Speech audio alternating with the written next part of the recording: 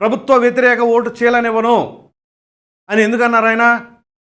చీలిపోతే ఇబ్బంది వస్తుందని చెప్పేసి ప్రతి ఒక్కరూ కూడా సమిష్టిగా కృషి చేయండి, అది ప్రతి ఒక్కరి బాధ్యత అని చెప్పేసి అన్నప్పుడు ఓటు ట్రాన్స్ఫర్మేషన్ జరిగింది. అది జరగబట్టే కదా అంత బ్రహ్మాండమైన పర్సంటేజ్ అన్ని సీట్లు వచ్చింది. ఇవన్నీ మర్చిపోయి ఇక మనకి ఇంకేముంది, అధికారం వచ్చేసంగా ఇంకేముంది, జగన్మోహన్ రెడ్డి గారు అయిపోయారుగా. సరే జగన్మోహన్ రెడ్డి గారి పార్టీ ఉంటుందా, వాళ్ళ పార్టీ పరిస్థితి ఏంటో అది పక్కన పెట్టండి.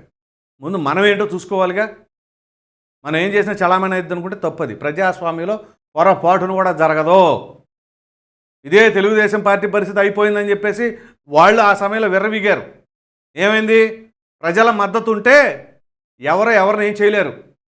కాబట్టి అది దృష్టిలో పెట్టుకోండి. సో సదరు ఎమ్మెల్యేలు కావచ్చు, మంత్రులు కావచ్చు, ఎంపీలు కావచ్చు, ఇక్కడ ప్రజలకి అధికారులకి ఇబ్బంది కలిగేలాగా మీరు పాలన చేయమని ఇచ్చారు, అంతేగాని పెత్తనం చేయమని కాదు. పాలన అంటే పెత్తనం కాదు, బాధ్యత.